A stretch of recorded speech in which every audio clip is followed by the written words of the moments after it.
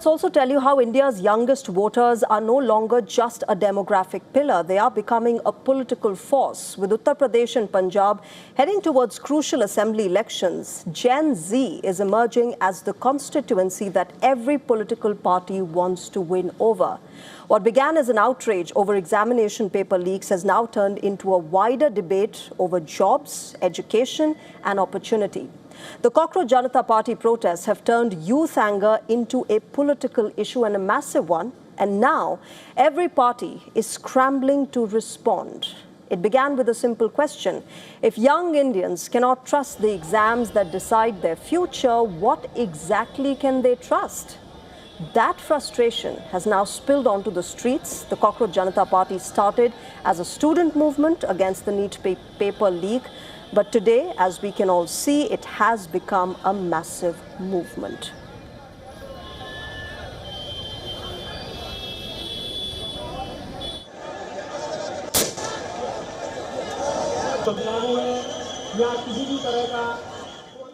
Thousands marched towards the parliament on the 20th of July, but the police, remember, responded with tear gas and bait-in charges. Activist Sonam Wangchuk ended his 26-day hunger strike, yet the protests have continued. Because for many young Indians, as they describe it, this is no longer just about exams, it's about their future. Political parties have noticed, with Punjab set to vote in 2027 and UP following soon after, India's youngest voters have suddenly become the most valuable constituency. And the battle, remember, isn't just happening around the ground. It's happening on Instagram, on X, on YouTube, over reels, memes, viral hashtags, and now on the streets as well. In fact, the CJP itself grew almost entirely through social media, forcing political parties to enter a conversation that they did not expect. And that is why employment has become more than an economic issue. It's now an electoral issue. The government data paints a mixed picture in this. With how many young voters are set in the poll-bound states, there are nearly 18 lakh young voters in the state of UP, which encompasses to 21.19% of the electorate, while Punjab youth constitutes about 21.44% of the electorate. But those numbers don't just tell the full story. Remember, among young people aged between 15 and 29, unemployment remains quite higher than the national average. And that's exactly why government recruitment, competitive exams, and paper leaks have all become politically explosive issues. Education tells another story, one that's raising fresh questions. For the first time since the government began publishing higher education data, undergraduate enrollments have actually declined. At the same time, graduate and postgraduate numbers continue to rise. According to analysts, this trend reflects changing career choices, skill-based education, and increasing competition for quality jobs. But politically, it adds to a growing perception among the young voters that education alone is no longer enough. The BJP, remember, is treating these protests as a law and order issue so far. The opposition says it's about unemployment and accountability, as they have used this movement to attack the center. Different narratives, but same target, India's youngsters. The protests may have started over examination papers, but they're now asking much larger, wider questions. Can education still guarantee opportunity?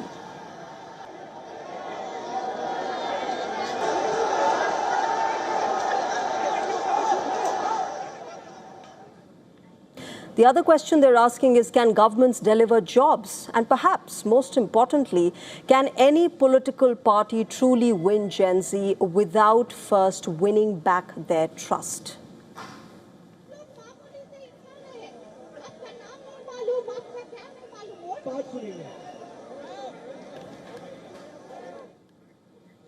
All right, joining me live tonight from New Delhi is Neeja Chaudhary. She's a political commentator and senior journalist. Neeja ji, good evening. Welcome to WION. I'll come to Thank you. I'll come to Gen Z a bit later. I want to first understand from you how you see what has been happening through the day today in the national capital. Everything around it has happened. The only thing that hasn't happened is the resignation of the education minister, the key demand of the CJP. And the Cockroach Janata Party has given 24 hours time to the Yes. government to think over that, and we will know by Saturday what the government's view is on the resignation of Dharmendra Pradhan. That is a sticking point. Though Sonam Wangchuk didn't make it a point on which he stood firm on his on his fast, hunger fast. He broke his fast late last night or early this morning. Uh, but the other demands were the same. That's agreed to by the government, as you said. Um, Relief for the families of those who committed suicide and no cases against the protesters. But while Sonam Wangchuk said that this issue of accountability be discussed in Parliament fully, and the government agreed to that, the protesters still protesting at Jantar Mantar insist on Dharmendra Pradhan's resignation. Now, what does one make of it? Two, three things. One, that nobody realized the extent to which the Gen Z and even younger ones, they were 15, 16, 17, 18-year-olds at the site and in the procession on July 20th, on the opening day of the monsoon session when they tried to march to Parliament. It is the extent to which they feel about the faulty examination system and a faulty education system which prevents them from getting good jobs. I think that it exercises such a hold. Whatever be the future of the politics, who gains, who loses, whether the government can do damage control, whether the opposition can encash on this issue, both will try to do that. What is the future of Cockroach Janata Party? Does it become an offline political party? Does it remain an online platform which creates a new narrative? All those things are for the future. But this one thing they put center of the radar. We want action on that. We are hurting, and this is affecting our future. Government of India, do something about it. Yeah, yeah. And I think that has gone home, and because the lathi charge took place, this issue has gone to every middle class home in the country. That's I've right. heard people say this also, what if my daughter was there?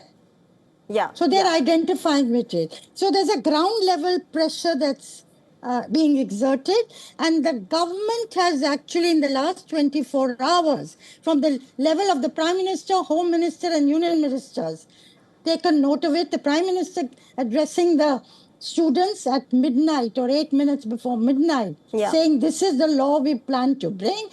Strict punishment for NEET cheaters, as he called them. Yeah. And tomorrow the cabinet will meet. The cabinet has met. Next week there'll be a law brought in and we will pass that law. So there is action.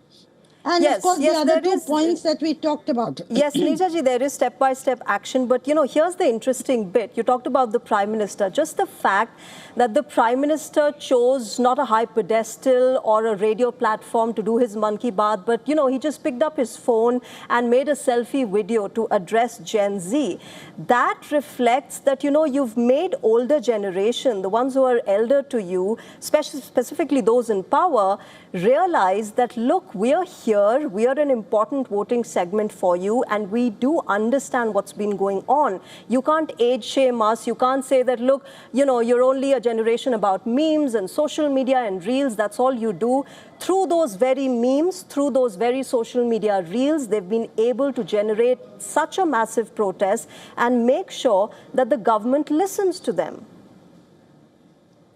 Absolutely. And and his Prime Minister told his cabinet colleagues, please use Instagram, please create reels. The potency of that tool, it's come home to everybody. If you look at the, just that, 2 things have brought thousands of young people on the streets. It was otherwise an online entity. And maybe it should remain an online entity, Cockroach Janata Party, because you can create a new narrative for the country. But that apart, that's a different debate altogether. But to say that, use Instagram, that is a new note coming from the Prime Minister also. And a recognition of the, as I say, the power of this tool. Yeah. that Yeah. you can use it online, but they have also shown, these protesters, if push comes to shove, we can also hit the streets. Yes, yes. Which they did. And Neeraj, the interesting bit is it's not just restricted to New Delhi and these protests. We saw it during Vijay's victory in Tamil Nadu. You've got the younger ones using social media and telling their parents to vote for Vijay. We saw it in other areas as well, other states as well. Aam Aadmi Party, in fact, itself used this very platform to generate support for itself. Then, of course, it became something else. But for the BJP, to understand it so late, because this is a party that in 2013 was using social media, a very emerging new kind of platform, to its benefit, to have those online campaigns. But it understood perhaps very late the importance of it and the importance of what Gen Z is saying. You have to be able to connect to the younger ones because, it's their world. They are the ones who are going to be contributing to your economy as well. No, and they are going to be the future rulers of India. Yes. But, for them to take 26 days to reach out to either Sonam Wangchuk or the protesters and their leaders, when, suppose they had sent a senior minister to Jantar Mantar 15 days ago, just to say, what is it that you want? What is it that the government can do? This might not have happened. And not to take it seriously when we have seen student demonstrations in our neighboring countries having such serious consequences. This could not be taken lightly.